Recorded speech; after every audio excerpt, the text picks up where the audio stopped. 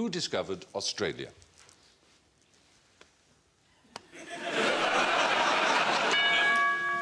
James Cook. Oh, Joe, I'm so sorry. No, apart from the Aborigines, it was the Chinese who reached it as early as 1432. When Cook arrived, James Cook, in 1770, not only was he not first, he wasn't a captain either. He was Lieutenant Cook, and nor was he the first European. The Dutch had got there 150 years before that. Nor was he even the first Englishman, who was William Dampier in 1688. What's wrong with the Chinese and the Dutch? The Dutch have discovered almost everything first, but they're just thought of as being people, homosexuals, who smoke joints. Actually, there's a lot more to them than that. A lot more to the Dutch. But what is it with the Chinese that they went round really early on and then never went anywhere, just stayed home and bred ferociously? We're wandering happily around the globe, and this is a good thing, but I'll just return us to Australia. It has, of course, been inhabited by Aborigines for at least 40,000 years, possibly as many as 60,000. So if anyone gets the credit, it should be them. But what nationality were the original Aborigines? Yes? They came across a land bridge which was later separated by shifting of tectonic plates. Well... So they will have come from Southeast Asia, probably. So I would say they were Chinese. I know what you think. It's certainly true, isn't it? Australia was connected. Separated, which is why they have marsupials. And why they have all their own brands of lager. Exactly. I want you to think not Australian. The first Aboriginals were not Australian or anything to do with Australia. Where was the term Aborigine first used for peoples? Was it in the Isle of Wight? A wild stab. It could so easily have been right. No, it wasn't. It's the word for the indigenous population. The origin, yes. The original Aborigines lived in the part of Italy where Rome now stands. They were called Aborigines. And so it's for some reason has stuck most with the Aboriginal Australasians, but there are Aboriginal Canadians. You could call the American Indians or Native Americans, you could call them Aboriginals if you want. What about the Aussie Non-Drunk Driver Cup? Anybody Has nobody ever won it? No. I liked it when they started selling. We used to have one in at home. The breathalyzer that you could just have a few drinks. You could buy your own breath. It's a great idea.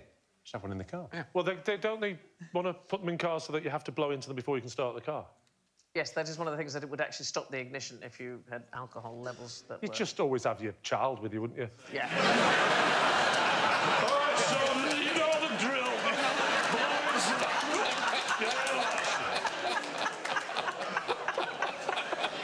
No, that's getting you to school.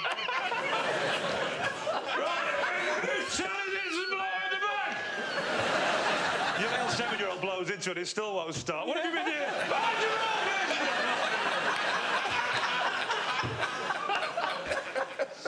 Well, in 2016, traffic police in the Australian town of Nanango in Queensland started offering cash prizes to any driver found to be sober.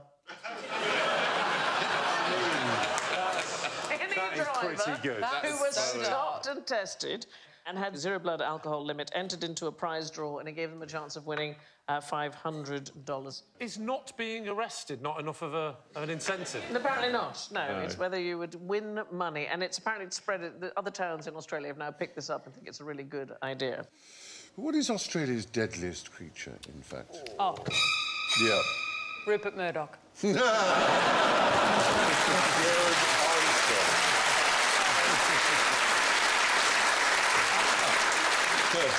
After Rupert Murdoch. So sorry about the fact he came here. Yeah, excluding a member of the human race, which I'm not sure whether that does or not, but anyway...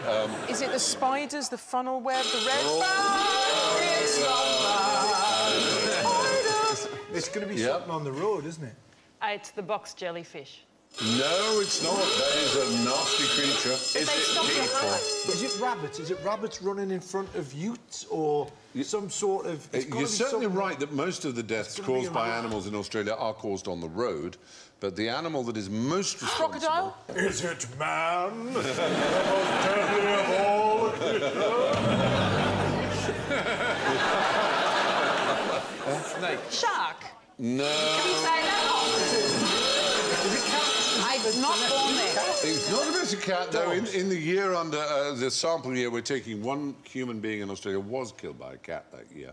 But 128... A cunning plan executed skillfully and quietly. Is it? It's the road. The road's involved. Often the road. Are the people in the car at the time? Sometimes, yes, but sometimes they're on the animal involved.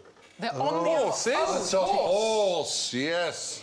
A horse. More people are killed by horses than... It's a very angry horse there. That one needs a dental hygiene appointment ASAP. It seriously does. Yeah, because they fall off and break their neck, or indeed they cause car crashes and so on. And horses kill 3 times more than the ones you've mentioned. When we lived in Australia, my wife bought a horse, and she's desperate to try and get me to ride, right? So she said, I bought this horse, it's really docile, you'll be fine. So I got... Well, no, there was actually... The problem was it was too docile. What happened was it ended up being studied by Melbourne University because it was one of the few horses that was medically got narcolepsy. So I swear to God, it's one of the rare cases of a narcoleptic horse. So she buys this horse, and she said she couldn't work out why every time when she was grooming it, it would get heavier. Like that. And so she couldn't groom it because it would fall on her. So she says to me, it's fine, the horse is narcoleptic, get on it. And so I got on it in full motorbike gear because I wasn't taking any chances. I sat on this horse and it started to just... And you know, normally you kick a horse to make it go. This one, he kicked it and it would go, what? Hey? Like that. To make it up. And sometimes it would fall asleep against the electric fence. So it would go like that. Oh, hey! Oh! Hey! It's like Jack Douglas from the Carry On. Name the fastest human runner of all time. No. I'm going to go Usain Bolt. What? He is. Well, he is. Did you not watch it? It was on telly. He's called Bolt, for God's sake. What more do you want? The argument for him being one of the fastest is strong, but... him winning and being the fastest? He won that race. He won that race, yes. But you think you're faster, too? No, I don't. I think T8 was faster. T8? T8. Who's that? It's a fossilised footprint in Australia of an Aboriginal people. And you can tell from the strides that they ran really fast. What were they running from? The white man. Yeah, possibly. They had good reason to. Usain Bolt can reach 27 miles per hour for a second to... Which is very, very impressive. But again, rabbits run at 35 miles an hour. And that's much more exciting. It is not as fast as a rabbit. 20,000 years ago, on the Gold Coast, they discovered these footprints. And one of the males was running at 23 miles per hour. But, all right, so Usain Bolt can travel 27 on a running track with spiked shoes, whereas T8 was in mud, barefoot, and was accelerating. We don't know how much faster he got. It seems likely that he was faster than Bolt. And anyway, it's quite likely also that he wasn't the fastest of his 150,000-strong tribe. So anthropologists believe that he could have gone up to about 28 miles. In fairness, Usain Bolt wasn't being chased by a lion, was he? There is also that, yeah, that's true. For all we know, he could have been like a fat bloke who was about 45. Yeah. And all the others were really fast. Yeah, exactly. Doing like 48 miles an hour. How do they actually tell? Is it the stride length? I think it is. I mean, it's, stride length, depth of impress. You can be pretty accurate about it. Maybe they just had a rock in the shape of a foot and they did it for a laugh. Maybe. It's true. It's true. Now, in case anybody's wondering, because he hasn't done that much television in Britain, we found Colin in Australia. Colin, in 1994, you won the Perrier Award, didn't you? For comedy at the Edinburgh Fringe. Which is an incredibly distinguished award to win, as I know. But you haven't won the Perrier Award, Stephen. Yes, I did win it. Yes. Oh, you did? I was my group was the first to win it ever. Yeah. The first? As it happens, yeah. But I wonder who you beat in 1994. Who came second? There are a few other nominees. Yeah. I think the main competition came from a little fellow... his name was Alan Davies.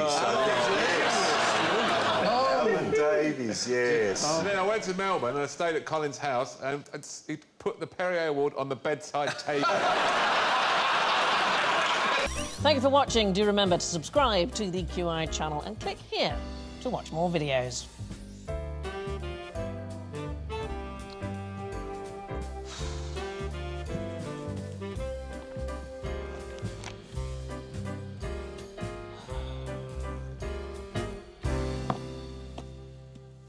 Well, please, come on, pick something.